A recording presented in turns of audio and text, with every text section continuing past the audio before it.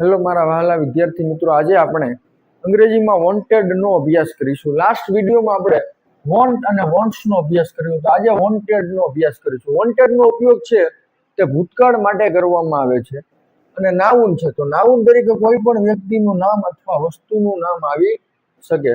તો formula number 4 છે subject plus wanted plus noun, એટલે થાય કર્તાને એ વસ્તુ જોઈતી હતી. આ ફોર્મ્યુલાનો ઉપયોગ છે તે ભૂતકાળ માટે કરવામાં આવે છે, ભૂતકાળ માટે. અને વોન્ટ અને વોન્ટ્સ વાળી આપણે જે ફોર્મ્યુલા જોઈ ગયા તેનો ઉપયોગ વર્તમાન કાળ માટે કરવામાં આવે છે.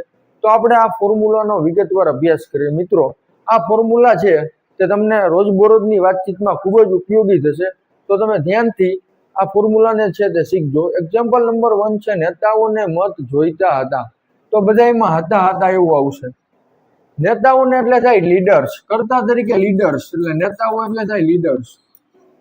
લીડર્સ જોઈતા હતા એટલે વોન્ટેડ, લીડર્સ વોન્ટેડ. અને મત એટલે વોટ્સ, VOTES. નેતાઓને મત જોઈતા હતા તો એનું અંગ્રેજી થાય લીડર્સ વોન્ટેડ વોટ્સ. તો આવી રીતે કાંઈ પણ વસ્તુ તેઓને કામ જોઈતું હતું, તેણીને પેન જોઈતી હતી, મારા મમ્મીને પર્સ જોઈતું હતું, તો આવા બધા એક્ઝામ્પલનો ઉપયોગ કરવામાં આવે છે. બીજું એક્ઝામ્પલ છે ખેડૂતોને સારો પાક જોઈતો હતો, તો ખેડૂતોને એટલે ફાર્મર્સ થાય, તે આપણે બધાને આવડે છે, ફાર્મર્સ. ફાર્મર્સ જોઈતો હતો એટલે wanted, farmers wanted. Farmers wanted. સારો પાક એટલે થાય farmers wanted a good crop. Good એટલે સારો અને ક્રોપ એટલે પાક. તો farmers wanted a good crop એટલે ખેડૂતોને સારો પાક જોઈતો હતો. એના પછી ત્રીજું એક્ઝામ્પલ જોઈએ આપણે. એક્ઝામ્પલ નંબર 3 છે તેને છૂટાછેડા જોઈતા હતા, તો તેને એટલે થાય હી. જોઈતા હતા એટલે wanted, he wanted, WANTED, he wanted. છૂટાછેડાને અંગ્રેજીમાં કહેવાય ડાયવોર્સ અથવા ડિવોર્સ કેટલાય કહે છે, તો હી વોન્ટેડ ડિવોર્સ, એટલે તેને છૂટાછેડા જોઈતા હતા. ડિવોર્સ એટલે થાય છૂટાછેડા, જોઈતા હતા એટલે વોન્ટેડ, તો હી વોન્ટેડ ડિવોર્સ.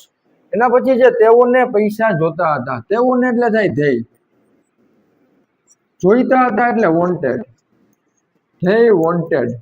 પૈસા જે તે નાઉન છે તો ધેય વોન્ટેડ મની, એટલે થાય તેઓને પૈસા જોઈતા હતા. એના પછીનું આપણે નેક્સ્ટ એક્ઝામ્પલ જોઈએ. નિરાલીને પર્સ જોઈતું હતું, તો નિરાલી તો એ વ્યક્તિનું નામ છે, નિરાલીને એટલે નિરાલી. જોઈતું હતું એટલે વોન્ટેડ, નિરાલી વોન્ટેડ. પર્સ એટલે પર્સ, તો નિરાલી વોન્ટેડ અ પર્સ, એટલે નિરાલીને એક પર્સ જોઈતું હતું, અથવા તો નિરાલી વોન્ટેડ પર્સ. બે સાચા વાક્ય છે. નિરાલીને પર્સ જોઈતું હતું તો થાય નિરાલી વોન્ટેડ અ પર્સ. એના પછી છે તેને રાતનું જમવાનું નહોતું જોઈતું, તો આ વાક્ય રચના છે તે નકાર વાક્ય રચના છે. આપણે વોન્ટ અને વોન્ટ્સમાં જેમ ભણ્યા હતા તેવી રીતે આમાં પણ નકાર આવશે. તો આની નકાર કેમ બનશે, તો એના જેમ જ છે, કર્તા પ્લસ, આમાં ડીડ આવશે, ભૂતકાળ છે એટલે કર્તા plus did plus not plus wanted plus કર્મ અને પ્લસ અન્ય શબ્દ, છેલ્લે ક્વેશ્ચન માર્ક. અન્ય શબ્દ આવે પણ ખરા ને ન પણ આવે, અને છેલ્લે ક્વેશ્ચન માર્ક. તો તેને રાતનું જમવાનું નહોતું જોઈતું, નહોતું આવ્યું એટલે નકાર છે, તેને એટલે હી. વોન્ટેડ વાળી વાક્ય રચના છે એટલે ડીડ આવશે. અહીંયા વોન્ટેડ નહીં આવે, ધ્યાન રાખજો.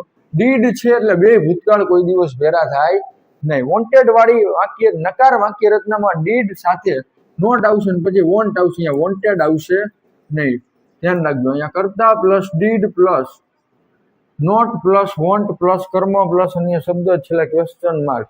તો હી ડીડ નોટ વોન્ટ, નકાર છે એટલે હી ડીડ નોટ વોન્ટ રાતનું જમવાનું, તો થાય ડિનર. રાતને જમવાને કહેવાય ડિનર, બપોરને લંચ કહેવાય, અને સવારને બ્રેકફાસ્ટ, નાસ્તો કરી. તો તેને રાતનું જમવાનું નહોતું જોઈતું, he did not wanted, he did not want dinner.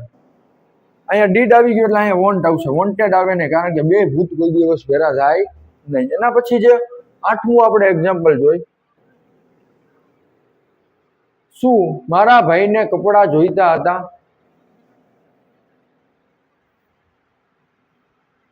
તો નકારમાં એક જ હતું. આનું નકાર આપણે બનાવવું તો બને કે Nirali did not want a purse, એટલે નિરાલીને પર્સ જોઈતું નતું. હકારમાંથી નકાર બને, નકારમાંથી પ્રશ્નાર્થ, કોઈ પણ માંથી કોઈ પણ બનશે, ધ્યાન રાખજો. તમે પ્રેક્ટિસ કરો, વધારેમાં વધારે પ્રેક્ટિસ કરજો એટલે આમાં તમને વાંધો આવશે નહીં. હવે આ પ્રશ્નાર્થ વાક્ય છે, તો પ્રશ્નાર્થ વાક્ય કેવી રીતે બનશે?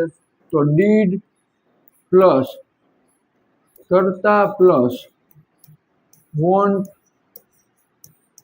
પ્લસ કર્મ પ્લસ અન્ય શબ્દો અને છેલ્લે ક્વેશ્ચન માર્ક. તો આપણે જોઈએ હવે અહીંયા સોરી, અહીંયા નકાર વાક્ય રચનાથી એટલે ક્વેશ્ચન માર્ક નહીં આવે, ધ્યાન રાખજો. અહીંયા નકાર વાક્ય રચનાથી એટલે ક્વેશ્ચન માર્ક નહીં આવે.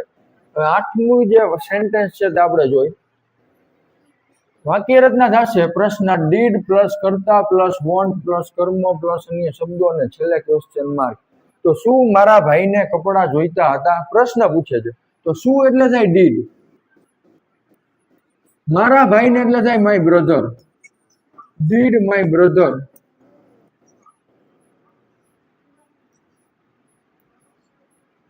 ડીડ માય બ્રધર, BRO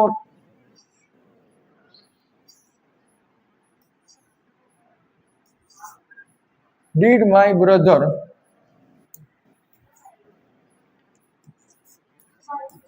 મારા ભાઈને એટલે થાય માય બ્રધર, જોઈતા હતા એટલે અહીંયા આવશે want, did my brother want. હવે અહીંયા નિયમ પ્રમાણે ડીડ આવ્યું કરતા તરીકે માય બ્રધર, જોઈતા હતા એટલે વોન્ટ આવી ગયું, અને કપડા એટલે થાય did my brother want clothes. શું મારા ભાઈને કપડા જોઈતા હતા? તેનું અંગ્રેજી શું થાય? Did my brother want clothes. એના પછી છે શું રાહુલને કામ જોઈતું હતું? શું એટલે તમારા ફોર્મ્યુલા જ યાદ રાખવાની છે. શું એટલે ડીડ, રાહુલ ને એટલે રાહુલ, ડીડ રાહુલ. જોઈતું હતું એટલે શું આવશે? વોન્ટ આવશે, ધ્યાન રાખજો. વોન્ટેડ ન કરતા ભૂલમાં. ડીડ રાહુલ વોન્ટ, કામ એટલે વર્ક. તો હાવ ઈઝી છે. આવી રીતે ફોર્મ્યુલા પ્રમાણે તમે કરો એટલે હાવ ઈઝી થઈ જશે. શું રાહુલને કામ જોઈતું હતું? Did Rahul want work. એના પછી આપણે જોઈએ અહીંયા પ્રશ્ન જ ચિહ્ન આવશે. લાસ્ટ સેન્ટેન્સ આપણે જોઈએ, શું તેઓને મોબાઈલ જોઈતો હતો? શું એટલે થાય ડીડ, તેઓને એટલે થઈ ડીડ થઈ, જોઈતો હતો એટલે વોન્ટ. વોન્ટ કેમ આવશે? મેં તમને કીધું કે અહીંયા ડીડ છે એટલે અહીંયા વોન્ટ આવશે. શું તેઓને મોબાઈલ જોઈતો હતો? ડીડ ધે વોન્ટ મોબાઈલ, એટલે મોબાઈલ, અથવા તો ખાલી મોબાઈલ કરો તો પણ સાચું પડશે. છેલ્લે ક્વેશ્ચન માર્ક, પ્રશ્ન પૂછે છે did they want the mobile, શું તેઓને મોબાઈલ જોઈતો હતો? તો મિત્રો આવી રીતે અંગ્રેજીમાં વોન્ટેડ વાળી ફોર્મ્યુલાનો છે તે ઉપયોગ કરવામાં આવે છે.